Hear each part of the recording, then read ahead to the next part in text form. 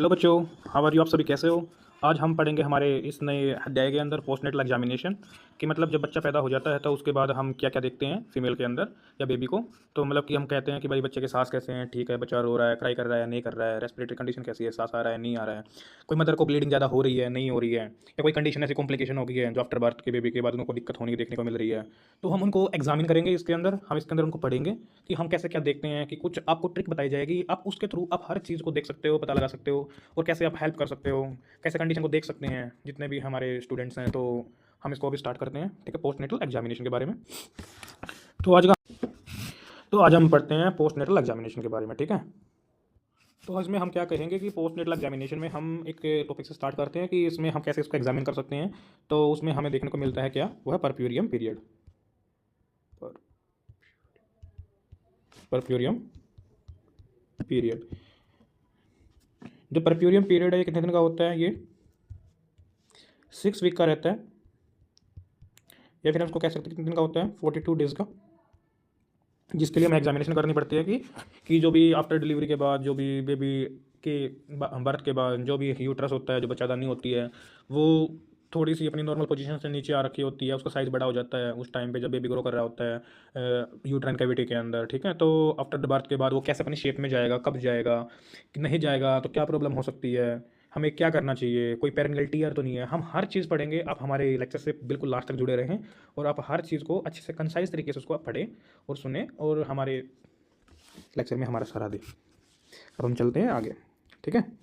तो post natal examination कहती क्या है? ये कितने दिन की होती है? ये 42 डेज की होती है, ठीक है।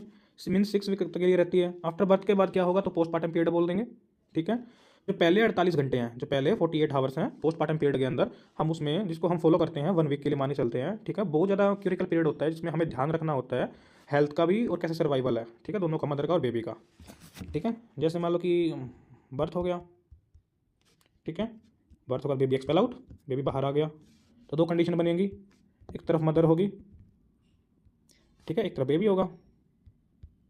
तो हमें बेबी की कंडीशन को भी देखना है 1 वीक तक, तो बिल्कुल अच्छे तरीके से कि कोई दिक्कत ना उसको हो, कोई ऐसी कॉम्प्लिकेशन है तो जिसको हम ध्यान दे सकते हैं। कोई जॉन्डिस होता है, मतलब कि नॉर्मली जॉन्डिस भी होता है बेबी को फर्स्ट 24 आवर के बाद में, तो हमें वो भी देखना होता है, 2 दिन के लिए रहता है, उसके बाद वो ऑटोमेटिकली वो कम हो जाता है, वो खत्म हो जाता है, उस टाइम के बाद वो नहीं होता है, ठीक है।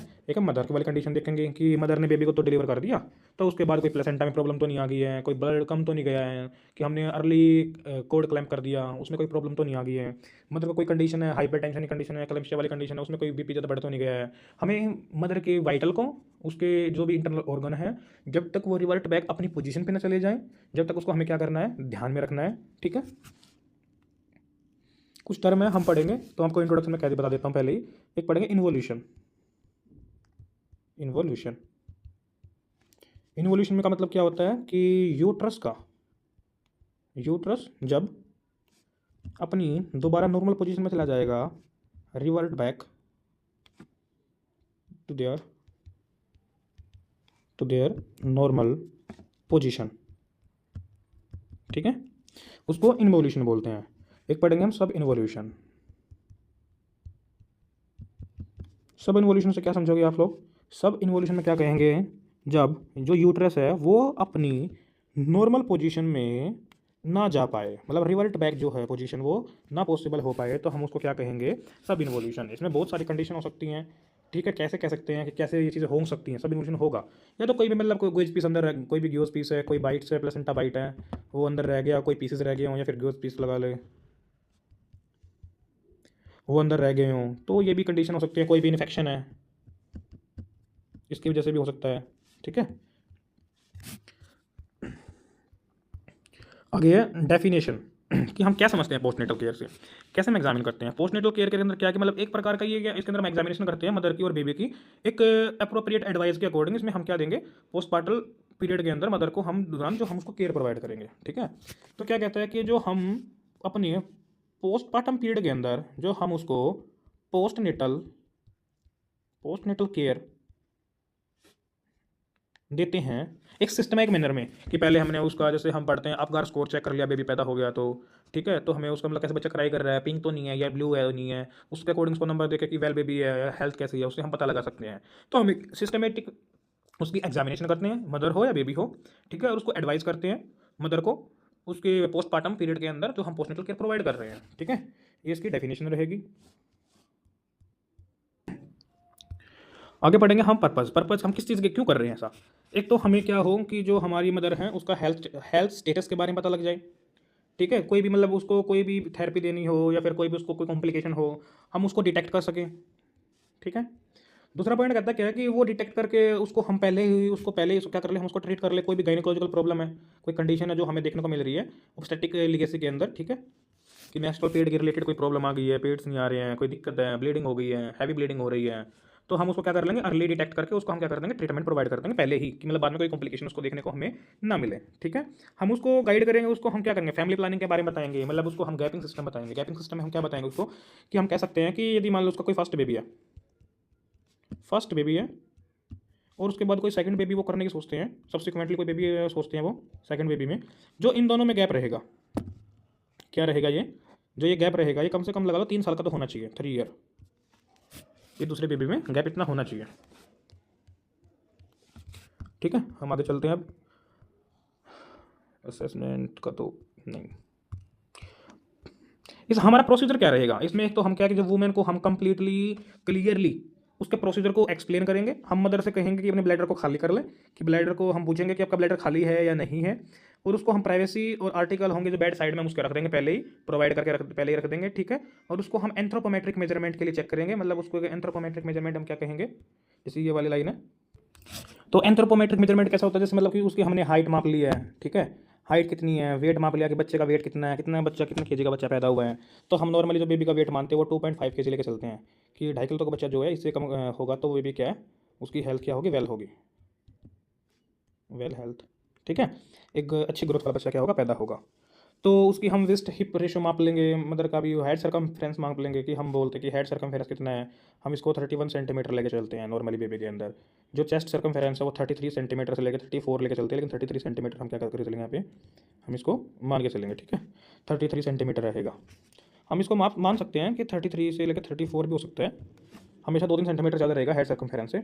हम उसका मिड अपर आर्म सर्कमफेरेंस माप लेंगे, स्किन फोल्ड की थिकनेस चेक कर लेंगे, कितनी थिकनेस है कितनी नहीं है। ठीक है, हम अपने प्रोसीजर के अंदर पढ़ेंगे, इसके लिए एक ट्रिक है जिसको हम बोलते हैं बबली। ये आपके लिए बहुत इंपॉर्टेंट है, हमको भी आपका क्वेश्चन एग्जाम में आ जाए या फिर किसी भी उसमें आ जाए तो एक ट्रिक है कि हमें एक क्वेश्चन आया कि पोस्टनेटल एग्जामिनेशन कैसे करते हैं, कैसे केयर प्रोवाइड करते हैं, तो उसमें हम क्या बताएंगे कि एक साइन होता है जिसको हमें एक ट्रिक होती याद करनी पड़ेगी, बबली बी से मतलब कि हम क्या याद करेंगे इसमें, बी से क्या होगा, ब्रेस्ट के एग्जामिनेशन कर लेंगे, यू से यूट्रस आ गया उसके एग्जामिनेशन कर लेंगे, बी से ब्लैडर आ गया कि जो ब्लैडर है उसकी हम क्या कर देंगे, हम उसकी एग्जामिनेशन कर लेंगे, बाउल की कैसी कंडीशन है, कैसे कॉन्स्टिपेशन है या तो नहीं है, वो चेक कर लेंगे। लोकिया में हम चेक कर लेंगे कितना डिस्चार्ज हो रहा है, या आपको स्टेप बाय स्टेप हम हर एक उसमें पढ़ेंगे। ठीक है, और एपीसीपी से क्या, इसे क्या होगा, एपिजियोटोमी होगा, कि कोई भी पेरिनियल टीयर ना हो, कि हम क्या करते हैं कि मान लो कि ये वेजाइनल पार्ट है। ठीक है, यहाँ पे क्या एंड्स है, तो ये जो बीच वाला एरिया है इसको हम बोलते क्या, जो बीच वाला एरिया होगा इसको बोलते हैं पेरिनियल एरिया, पेरिनियल एरिया। ठीक है, और यहाँ पे हम इसमें बहुत होंगे, लेटरल होगा, मीडियो लेटरल होगा, जे शेप होगा, हम मीडियो लेटरल देते हैं दोनों के बीच से निकाल के, मीडियो लेटरल एपिजियोटोमी के अंदर हम बताएंगे आपको आगे चल के। ठीक है, तो इसमें हमें क्या देखने को मिलता है, जो एक कट होता है इसको बोलते हैं हम हमेशा राइट मीडियो लेटरल लेते हैं, राइट मीडियो लेटरल कट लगाते हैं। ठीक है, ये इंपॉर्टेंट है, आपके हर एग्जाम में भी पूछ सकते हैं कि एपिजियोटोमी में हम हमेशा कौन सा कट लगाते हैं। हम हमेशा एपिजियोटोमी देते हैं पेरिनियल टीयर से बचाने के लिए, हम मीडियो लेटरल ही कुछ चूज़ करते हैं। वो मीडियो लेटरल इसलिए चूज़ करते हैं क्योंकि हमें पता है कि यदि हम ये नीचे वाला मिड जे शेप में मीडियन लेंगे या लेटरल लेंगे, जे शेप लेंगे, कर्व लेंगे, तो हम ऐसे कट करेंगे तो ये जे शेप का जो इस तरफ आएगा ये क्या करेगा, इस तरफ हमारा रेक्टम वाला एरिया है, तो ये रेक्टम वाले एरिया को, रेक्टम म्यूकोसा को क्या करेगा, रेक्टम मसल्स को क्या करेगा, कट कर देगा, और इन्फेक्शन होने के और स्पेस उसके ख़राब होने के चांसेस ज़्यादा हो जाते हैं। ठीक है, तो इसलिए हम क्या करते हैं, हमेशा ही जो वेजाइनल पार्ट है तो उससे हम एनएस वाले रीजन पे लेते हैं, तो हमेशा इसे कट लेते हैं मीडियो लेटरल, कि कोई भी रेक्टम की मसल्स या म्यूकोसा जो भी लेयर है, मसल्स लेयर है रेक्टम्स में, तो वो इस चीज़ में इन्वॉल्वमेंट ना हो। ठीक है, तो उस पर भी कोई इफेक्ट ना दिखे, कोई भी टीयर ना हो, इसलिए हम एपिजियोटोमी में राइट मीडियो लेटरल चूज़ करते हैं। हम आगे चलते हैं, अब स्टेप वाइज पढ़ेंगे हमारे को। तो मैंने आपको बता ही दिया हम इसमें क्या करते हैं पोस्टपार्टम मैटरनल एडजस्टमेंट में, क्या आपको बता दिया मैंने अभी बताया था कि ब्रेस्ट में हम क्या करेंगे, उसकी साइज़ और शेप देख लेंगे, कैसा साइज़ है कैसी शेप है, इन्फेक्शन तो नहीं है, कोई इन्फेक्शन साइकिल तो नहीं है, मतलब कोई भी इंगर्समेंट तो नहीं है, कोई निपल पे कोई भी ब्रेस्ट कोई भी इंगर्समेंट तो नहीं है, कोई कट तो नहीं है, ठीक है। तो चीज़ें हम चेक कर लेंगे ब्रेस्ट के अंदर। और यूट्रस में हम क्या करेंगे, यूट्रस में हम उसकी फंडल हाइट माप लेंगे कि डिलीवरी के बाद जो फंडल की हाइट है वो डिक्रीज होती है कौन से रेट से, 1.25 सेंटीमीटर से।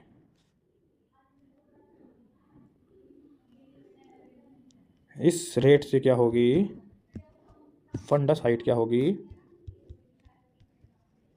डिक्रीज होगी, ठीक है, आफ्टर डिलीवरी ऑफ बेबी। तो मतलब इस रेट से हो रही है नहीं है, बावल चेक कर लेंगे, मतलब वो बता आपको मैंने, कोई कॉन्स्टिपेशन तो नहीं, कोई हेमोरॉइड तो नहीं है, कोई ब्लड क्लॉट तो नहीं बना हुआ। तो हम अगले में ब्लडर में क्या चेक करेंगे, ब्लैडर में हम देखेंगे कोई भी मतलब वर्ड करेंगे कोई पैटर्न ऐसा कि मतलब कि ब्लैडर खाली तो नहीं है, ज़्यादा मतलब एम्पटी रखेंगे ब्लैडर को, हम उससे बात करेंगे, यदि भरा होगा तो उसमें प्रॉब्लम आने के चांसेस ज़्यादा रहते हैं, ठीक है। तो बेबी के अंदर इन्फेक्शन होने के चांसेस, यूटीआई होने के चांसेस ज़्यादा रहते हैं फीमेल के अंदर, यदि ये कंडीशन हम ना ध्यान दें तो उस चीज़ पर। तो आपको बताया था उसमें लो क्या रहेगा, लो क्या बता रखा, कलर देख लेंगे कि भाई कलर कैसा है, ऑर्डर कैसा है, फाउली स्मेल है, फ्यूसी स्मेल है, कितने अमाउंट में आ रहा है। जो नॉर्मल अमाउंट लेते हैं हम 350 ml लेते हैं, 350 ml को हम लेके चलते हैं कि फर्स्ट वीक में तो 250 ml आएगा और सेकंड वीक में कितना आएगा 100 ml, तो टोटल कितना हो गया 350 ml। तो हम इसको नॉर्मली रेंज लेके चलते हैं, इससे ज़्यादा आएगा तो कोई ना कोई प्रॉब्लम है, इससे कम आएगा तब भी कोई ना कोई प्रॉब्लम है, तो हम नॉर्मली लेके चलते हैं 350 अराउंड 350 ml एक नॉर्मल रेशियो है जो लोकिया के अंदर डिस्चार्ज होता है, ठीक है, after delivery of baby. Episiotomy मतलब हीलिंग साइन, तो इसको step wise Homan sign, Homan sign क्या होता है, होमन साइन पता होना चाहिए, डीप वेन थ्रोम्बोसिस होने के चांसेस क्या होते हैं, ज़्यादा रहते हैं। वेडिस को हम दूसरी टर्म में कहें तो उसको बोलते हैं डीवीटी। अब पता लगेगा डीवीटी क्या होता है कि हम कोई भी मान लो कि हमारा एंकल है तो हम उसको क्या करते हैं, फ्लैक्स करते हैं, एंकल को हमने क्या किया, पैर को हमने क्या किया, फ्लैक्स किया। फ्लैक्स करने से क्या होगा, जो हमारी स्काफ मसल है उसमें क्या होगा, स्काफ मसल्स में क्या होना स्टार्ट हो जाएगा, पेन। यदि पेन होता है तो हम मान के चलेंगे कि किसका साइन है, वो होमन साइन है, डीपीटी उसको डीवीटी है, ठीक है। इमोशनल स्टेटस चेक कर लेंगे हम, कुछ फिजिकल अपीयरेंस भी देखते हैं, मतलब वही वाइटल साइन देख लिए, जनरल अपीयरेंस देख ली, कोई हेड में कोई हेड का सर्कमफेरेंस कितना है, आई कॉन्टैक्ट कैसा, मतलब आई कैसी है, दिख रहा नहीं है कोई भी, मतलब कोई आई की प्रॉब्लम है, कोई भी उसको मतलब कोई प्रॉब्लम तो नहीं है, कोई भी ग्लोकोमा तो नहीं है, तो चीज़ें देख लेंगे। ईयर चेक कर लेंगे उसको, कोई मतलब सेंसेशन उसकी जो सेंस ऑर्गन है हम उनको भी क्या करेंगे, चेक कर लेंगे, ईयर भी, नोज कैसी है, मतलब कोई भी मतलब प्रॉब्लम तो नहीं है। माउथ है, माउथ का भी चेक कर लेंगे, नेक कैसी टेढ़ी तो नहीं है, सीधी है, कोई मतलब कोई बोन है, कोई मतलब कोई फ्रैक्चर है तो उसको हम पहले ही उसका कर लेंगे, ठीक कर देंगे, उसमें कोई प्रॉब्लम तो नहीं है, हम वो भी चेक कर लेंगे इसके अंदर, ठीक है। तो हम बबली पे स्टार्ट करते हैं, बी से क्या रहेगा, ब्रेस्ट की एग्जामिनेशन करेंगे। ब्रेस्ट की एग्जामिनेशन में हम क्या करेंगे, इसमें इंस्पेक्शन करेंगे कि मतलब जो हमें ज़रूरी चीज़ है, हमेशा हम क्या करेंगे, एक टाइम पे हम एक ब्रेस्ट को ही चेक कर सकते हैं, ठीक है। और इसमें कोई भी हम एंगर्समेंट वेन है, कोई रेडनेस तो नहीं है, मतलब कोई भी ब्रेस्ट वाला रीजन है, ठीक है, ब्रेस्ट वाले रीजन पे क्या कोई प्रॉब्लम तो नहीं है, इस निपल वाले रीजन पे कोई मतलब एंगर्समेंट है या कोई इन्फेक्शन तो नहीं है। हमेशा याद रखना है कि ब्रेस्ट एग्जामिनेशन करते टाइम यदि कोई भी उसका एंगर्समेंट है तो कोई भी हम उसको क्रैक्ड निपल है तो हम क्रैक्ड निपल वाले केस में मान लो कोई भी लगा ले, जैसे लिखा हुआ क्रैक्ड निपल लिखा हुआ है, ठीक है, कोई भी मान ले कि ऐसी कंडीशन है क्रैक्ड निपल है, तो उस वाली कंडीशन में हमेशा कभी भी हम वाटर से वॉश नहीं करते हैं, वाटर से वॉश नहीं करते हैं, हमेशा क्या करेंगे, हम मिल्क वॉश करेंगे, हम दूध से क्या करेंगे, उसको धो देंगे, ठीक है, जिससे इन्फेक्शन होने के चांसेस क्या हो जाएंगे, कम हो जाएंगे, इन्फेक्शन क्या होगा, कम होगा, ठीक है। आगे क्या, पालपेट इंस्पेक्शन कर लिया, पालपेट करके देख लेंगे, ठीक है, कोई लंप तो नहीं है पालपेट में, क्या है कि मतलब कोई भी मतलब मान लो कि कोई ब्रेस्ट है तो ब्रेस्ट वाले रीजन पे कोई मास तो नहीं बना हुआ, कोई लंप तो नहीं, कोई गांठ तो नहीं है, कोई हार्डनेस तो नहीं दिख रही हमें ब्रेस्ट कोई फैटी एरिया में। यदि ऐसी कोई चीज़ है तो हम उसको क्या करेंगे, उसके हम पैथोफिजियोलॉजी में उसका सैंपल भेजेंगे, हिस्टोपैथोलॉजी के लिए उसको हम क्या करेंगे, हम उस लंप का सैंपल भेज देंगे, मतलब कोई भी कंडीशन हो, कोई ब्रेस्ट कैंसर तो नहीं बन गया है, कोई भी वैसी कोई भी कार्सिनोमा वाली कंडीशन तो नहीं है। तो यदि ऐसा है तो कॉम्प्लिकेशन होने के चांसेस रह सकते हैं, उसकी स्टेज चेक कर लेंगे, उसको हम ठीक कर सकते हैं। यदि नहीं है तो कोई दिक्कत नहीं है, तो हमें एग्जामिनेशन करनी चाहिए इस चीज़ के लिए, ठीक है। अब आएगा यू से क्या रहेगा, बबली में बी से यू से क्या आएगा, यू से यूट्राइन, यूट्रस। यूट्रस क्या करेगा, यूट्रस जाएगा अपने रिवर्ट बैक अपनी नॉर्मल पोजीशन में, या फिर उसकी क्या कर सकते हैं हम, उस रिवर्ट पोजीशन में जाएगा, तो ये हो गया। और यूट्रस में हम इंस्पेक्शन करेंगे, पाल्पेशन करेंगे, हमें इसमें क्या करना चेक करना है कि जो यूट्रस है, ठीक है, वो अपने जीफिस टर्नम से डाउन होकर वो क्या जाएगा, अपने फंडस रीजन पे जाएगा। तो हम नॉर्मली कह सकते हैं कि मतलब कि हम नॉर्मली जो कैपेसिटी है उसकी 1000 है, 1000 अब इसकी एम एल इतनी कैपेसिटी है, तो उसकी फर्स्ट वीक पे कितनी होगी 500 ml, फिर उसके बाद और कम साइज़ होगा, फिर कितनी होगी 300 ml सेकंड वीक पे, और 4 वीक पे उसकी कितनी होगी 100 ml, और 4 वीक के बाद उसकी लास्ट में जाके जो उसकी 6th वीक पे जाके 6th वीक पे उसकी कितनी हो जाएगी नॉर्मल पोजीशन में 30 से लेकर 50 ml पे आ जाएगा। तो हम इसको जो हम मान के चलते हैं अप्रोक्स लेके चलते हैं, हम लेके चलते हैं कितना 80 ml जो नॉर्मल मानते हैं। इसकी यूट्रस की कैपेसिटी कितनी हो जाएगी, कितनी हो जाएगी, और क्या होगा जो यूट्रस होगा वो अपनी फंडल हाइट के अकॉर्डिंग अपने नॉर्मल पोजीशन में चला जाएगा, नॉर्मल शेप में। ठीक है,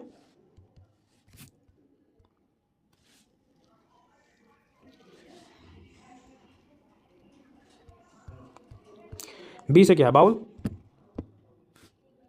ठीक है, बाउल में क्या करेंगे हम, बाउल तो हम क्या करेंगे उसको खाली करवा लेंगे। ठीक है, कि मतलब कि हम क्या करेंगे, यदि हम चेक करेंगे उस चीज़ में, यदि मान लो कोई मोस्ट ऑफ द वुमेन क्या है उसके पास क्या अर्ज defect for a few days delivery है तो मतलब क्या कर सकता है, तो इसमें हम अस्कल्टेट कर लेंगे बाउल की साउंड को। ठीक है, तो हम क्या कर लेंगे बाउल की साउंड को क्या कर लेंगे अस्कल्टेट कर देंगे। यदि कोई प्रॉब्लम लगती है तो डेफिकेशन करने में क्या होती है, तो पेन होता है, कोई टिश्यू डैमेज हो गया है डेफिकेशन फर्स्ट डेफिकेशन में आफ्टर डिलीवरी के बाद। ठीक है, तो उसको करेक्ट करने के लिए हम उसको क्या कर देंगे आरएल लगा देंगे, आरएल फ्लूइड लगा देंगे। ठीक है, उसके रिकवरी के लिए।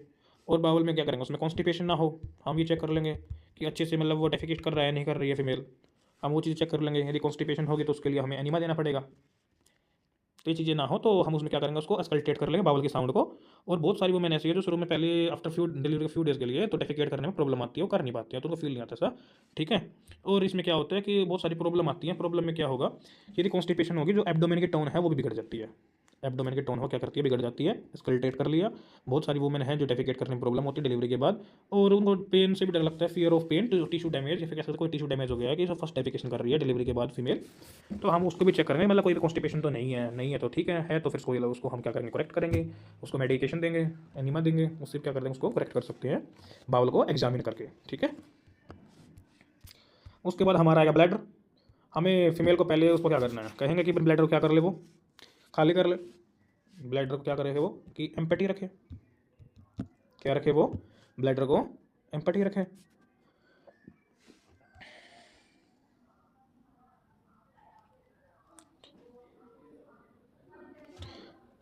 तो इसलिए हम क्यों कहते हैं कि ब्लैडर को एम्पटी रखना है, कि मतलब इससे क्या होगा, अब देखो यूट्रस है उसको अपनी नॉर्मल शेप में जाना है। यदि बाउल एम्पटी नहीं है, यदि ये बाउल जो है एम्पटी नहीं है, तो वो यूट्रस के ऊपर रहेगा, तो क्या होगा यूट्रस पे प्रेशर पुट करेगा। मतलब यूट्रस को अपनी नॉर्मल पोजीशन पे जाना है तो उसको डिस्टेंड होने में, अपनी नॉर्मल कॉन्ट्रैक्शन में यूट्रस की उसमें बहुत सारे क्या आएंगे, इंटरफेयर होगा। तो एक डेंजरस कंडीशन हो सकती है ब्लैडर का डिस्टेंड होना डिलीवरी के टाइम पे।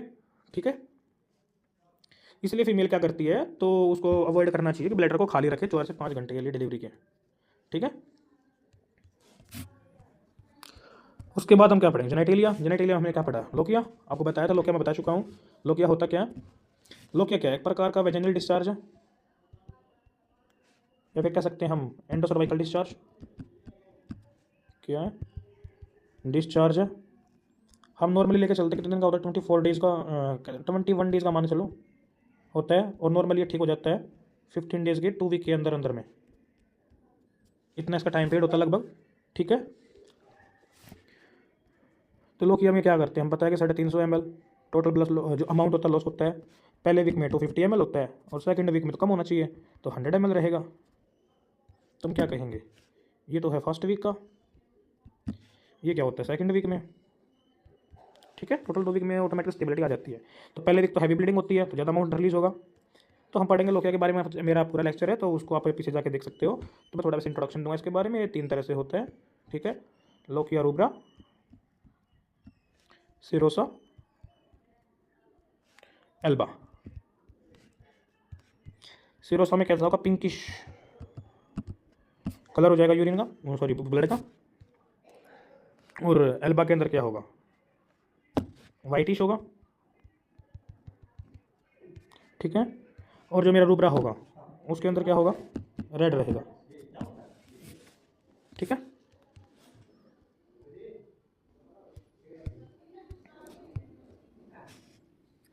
हम क्या करेंगे उसमें, हम क्या करेंगे फीमेल का, हम एक चीज़ भी कर सकते हैं लोकिया के अंदर कि डॉक्यूमेंटेशन कर लेंगे कि कितने पैड वो यूज़ कर रही है 1 घंटे के अंदर अंदर में। ठीक है, यदि वो पैड को 1 घंटे में ज़्यादा चेंज कर रही है, पैड क्या करिए ज़्यादा चेंज कर रही है, तो हम क्या कहेंगे ज़्यादा ब्लड आ रहा है, जो ब्लीडिंग ब्लड है वो क्या आ रहा है, ज़्यादा आ रहा है। ज़्यादा ब्लड आ रहा है तो मीन्स लोकिया का जो डिस्चार्ज है, जो लोकिया डिस्चार्ज है वो क्या हो रहा है, ज़्यादा हो रहा है। ज़्यादा हो रहा है ना कोई हमें क्या दिखेगी कि फीमेल के अंदर कोई ना कोई क्या है प्रॉब्लम है। ठीक है। तो इसलिए हम क्या करते हैं, डॉक्यूमेंटेशन करते हैं 1 घंटे तक के कि 1 घंटे में फीमेल कितने क्या करती है, पैड चेंज करती है। और लोकिया के जो अमाउंट लोकिया का डिस्क्राइब करता है कि कितना स्कैंड मतलब स्मॉल अमाउंट में, कम अमाउंट में रिलीज हो रहा है, ज़्यादा हो रहा है, कलर कैसा है, लाइट है, मॉडरेट है, हैवी ब्लीडिंग हो रही है। तो हमेशा पहले स्टार्टिंग में कैसी होती है, हैवी ब्लीडिंग होगी। उसके बाद क्या होगी, लाइट ब्लीडिंग हो जाएगी, ठीक है, कम हो जाएगी ब्लीडिंग। आगे चलते हैं हम। एपिजियोटोमी, एपिजियोटोमी आपको एक ट्रिक है, इसको याद रखना पड़ेगा, रीडा, ठीक है। तो इसके अंदर आपको क्या याद रखना पड़ेगा कि रीडा से कैसे समझोगे आप इस चीज़ को। आर से क्या चेक करेंगे हम, कोई रेडनेस तो नहीं है, ई से कोई एडिमा तो नहीं है, मतलब कोई भी फ्लूइड है, कोई खट्टा तो नहीं हो रहा बॉडी के अंदर, फ्लूइड बढ़ तो नहीं रहा टिश्यू वाले रीजन पे, एडिमा तो नहीं हो रखा है। एकाइस्मोसिस मतलब दोनों का जोड़ कैसा है, दो मसल्स को हम जोड़ सूचरिंग करें उसमें कैसी दोनों का जोड़ है, उसको एकाइस्मोसिस बोलते हैं, उसको कैसा है। डिस्चार्ज कैसा है, मतलब डिस्चार्ज कैसा रिलीज हो रहा है, कितनी हैवी ब्लीडिंग है, कम है भाई, डिस्चार्ज ज़्यादा है, कैसा है, कम है, वो चेक कर लेंगे। अप्रोक्सीमेशन क्या होता है कि हमने सूचर कर दिए, सूचर को कब डिस्कार्ड करना है, एब्जॉर्बेबल सूचर है, कैसे सूचर है, तो हमें उस सूचरिंग को ठीक है नहीं है, हमें उसको 4 घंटे के अंदर एक बार हमें चेक कर लेना है कि उसकी कंडीशन कैसी है, ठीक है या नहीं है, ठीक है। और एपिजियोटोमी हमेशा क्या करते हैं हम, फीमेल को पेरिनियल टीयर से होने से बचाती है, पेरिनियल टीयर से क्या करती है, बचाती है, ठीक है। पेरिनियल टीयर से क्या करती है, बचाती है। एपिजियोटोमी हमें देते हैं, कौन से देते हैं, हमेशा मीडियोलेटरल, मीडियोलेटरल, मीडियोलेटरल में भी कौन सी फेमस है, राइट वाली, राइट मीडियोलेटरल हम क्या करते हैं, चूज करते हैं, जो हम प्रोवाइड करते हैं, ठीक है। जिससे क्या चांसेस होते हैं, बेस्ट मानते हैं इसको हम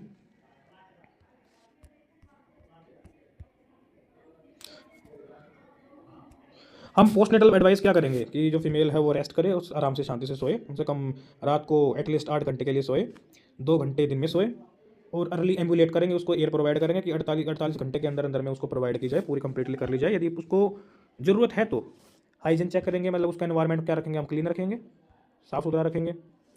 पेरिनियल केयर प्रोवाइड करेंगे। वल्वल पैड चेंजेस देखेंगे, मतलब कितने पैड उसने चेंजेस किए हैं, मतलब उसकी ब्लीडिंग के अनुसार वो होगा, जो लोग का डिस्चार्ज होता है हैवी ब्लीडिंग और लाइट ब्लीडिंग, उसके अनुसार क्या करेंगे, वो पैड को चेंज कर देंगे। हम और क्या कर सकते हैं इसमें, ब्रेस्ट की केयर करेंगे, एग्जामिन उसको हम क्या करेंगे कि मिल्क उसको क्या करेंगे, वॉश करेंगे।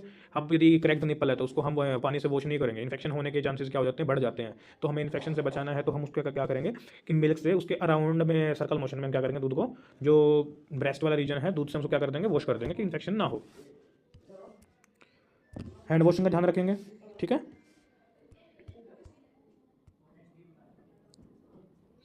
तो कैसे care of bowel and bladder पर क्या करेगा, सफिशिएंट रफेज एंड फ्लूइड देंगे। यदि कॉन्स्टिपेशन है तो हम इसके लिए हम पता है कि ब्लैडर बाउल में क्या है, इसको कॉन्स्टिपेशन है यदि केस में, तो उसको हम क्या देंगे, लैक्सेटिव ड्रग्स देंगे माइल्ड, ठीक है। डाइट में हम क्या ध्यान रखेंगे, 400 से 500 किलो कैलोरी हम मीट उसको लैक्टेशनल नीड देंगे, जब प्लेंटी ऑफ प्रोटीन, ज़्यादा अमाउंट ऑफ प्रोटीन देंगे, meat fish fruit fish vegetables की उसकी ग्रोथ में क्या करेगी, इंप्रूवमेंट करेगी, ठीक है। वही है कि एजुकेशन देंगे, रूमिंग इन पोस्टनेटल एक्सरसाइज बताएंगे, कीगल एक्सरसाइज होगी, बहुत सारे एक्सरसाइज हम क्या करेंगे उसको हम बताएंगे। उसके बाद हम उसको कॉन्ट्रासेप्शन के बारे में बताएंगे कि मतलब कोई फैमिली प्लानिंग के टाइम पे यदि आपको कोई भी बेबी नेस्ट नहीं करना अभी हाल में तो आप कॉन्ट्रासेप्शन का यूज़ करें। यदि कोई भी उनको IUD इंट्रायूटेराइन डिवाइस उनको इंसर्ट करवाने हैं तो वो आफ्टर 72 आवर आफ्टर डिलीवरी के अंदर अंदर में वो क्या करवा ले, या 24 आवर आफ्टर डिलीवरी के बाद क्या करवा ले, वो इंसर्ट करवा सकती है नॉर्मल वेजाइनल डिलीवरी वाले केस में। बच्चे को नहला देंगे, बेबी बात के बारे में बताएंगे कैसे नहलाना है। ब्रेस्ट फीडिंग बताएंगे कि यदि नॉर्मल वेजाइनल डिलीवरी है तो उस केस में हम क्या देखने को मिलेगा, नॉर्मल वेजाइनल डिलीवरी वाली कंडीशन में तो हम उसमें क्या करेंगे, उस वाली कंडीशन में हम जितना जल्दी जल्दी हो सके हम बच्चे को एज सुन एज पॉसिबल बच्चे को हम ब्रेस्ट फीडिंग करा सकते हैं, ठीक है। नॉर्मल तो इसमें हाफ एन आवर तो हम स्टार्ट कर देते हैं, ठीक है।